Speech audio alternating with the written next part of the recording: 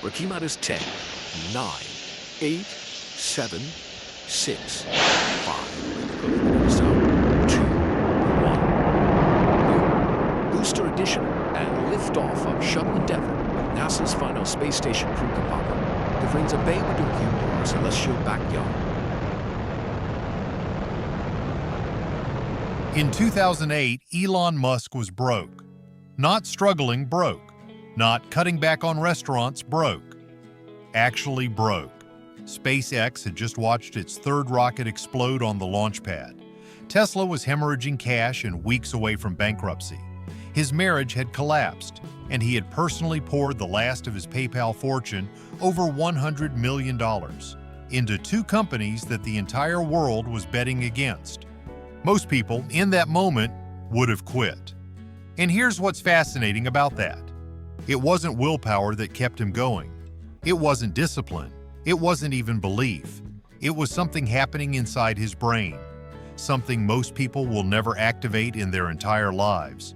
And when you understand what that was and why it works the way it does, you will never think about motivation, money, or ambition the same way again. This is neural wealth, and today we're going inside the brain that built two of the most valuable companies on Earth.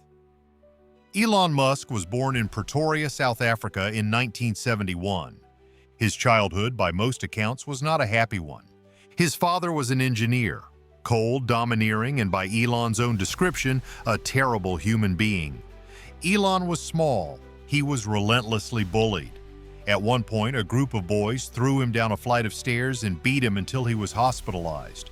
And so he did what isolated children with high intelligence often do. He retreated into books. By age 9, he had read through the entire local library's science fiction section. By 12, he had taught himself to code. By 17, he had a plan. Get out of South Africa, get to America, and build something that mattered. Now here's where neuroscience enters the story. Because what young Elon was doing, unconsciously, was building what neuroscientists call a long-horizon reward pathway.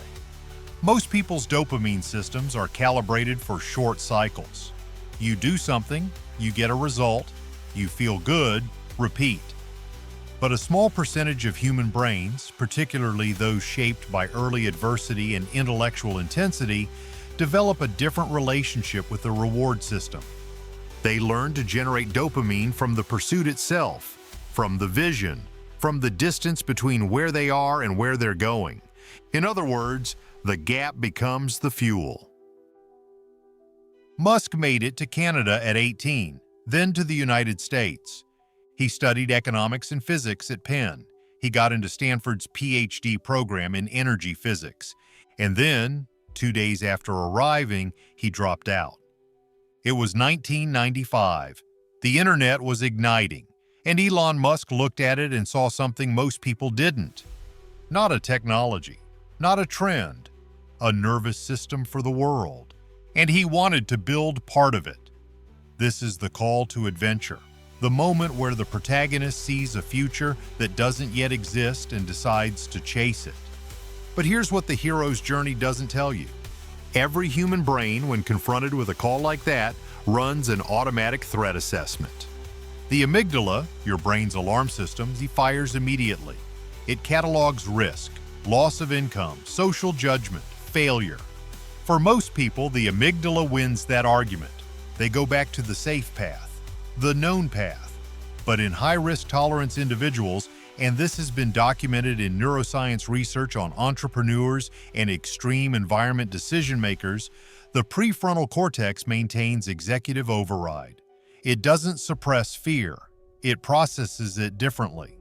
Instead of what if I fail, the question becomes, what is the cost of not trying? That is not a mindset hack. That is a measurable difference in how the brain weights future outcomes. And Elon Musk had, by accident of genetics, adversity, and obsessive intellectual training, built exactly that circuitry. He dropped out of Stanford. He started Zip2 with his brother. The adventure had begun.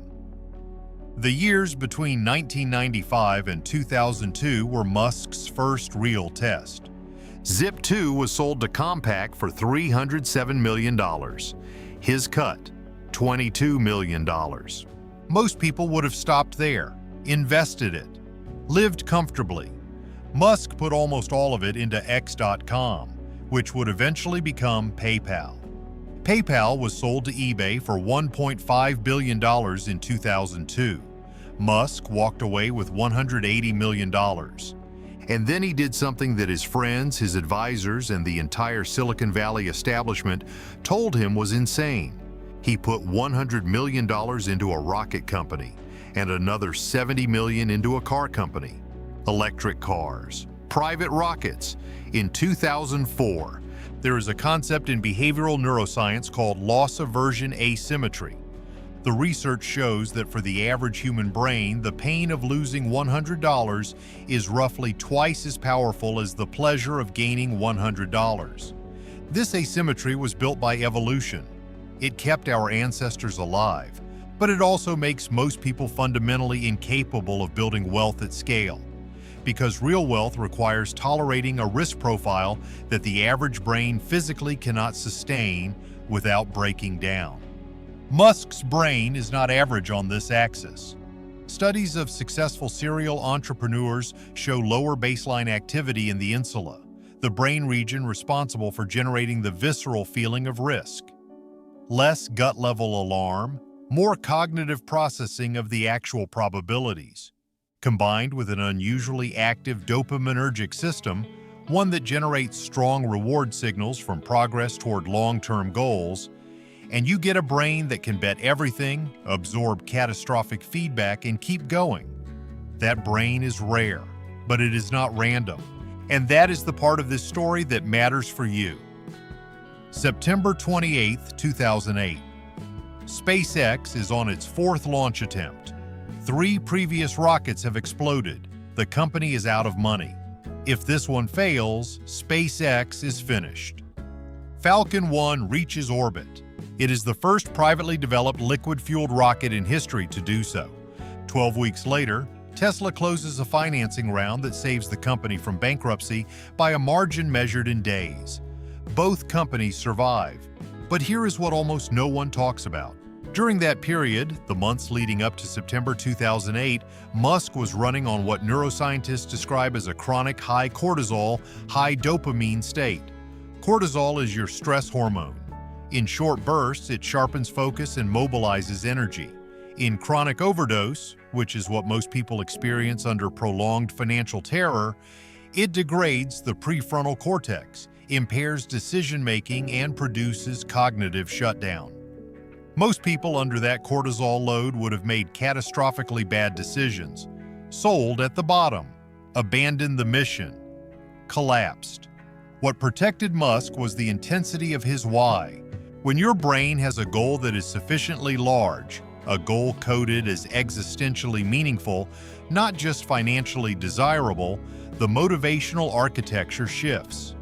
The anterior cingulate cortex, which manages goal-directed behavior and conflict resolution, sustains function under stress load that would normally produce shutdown.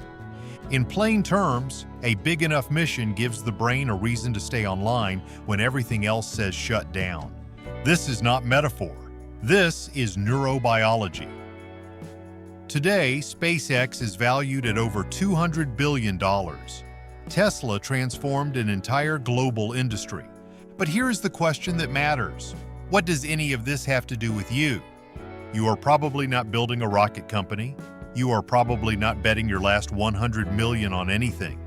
But the neuroscience that kept Elon Musk alive in 2008, the same biology that drives obsessive, long-horizon, risk-tolerant pursuit of wealth, is not uniquely his.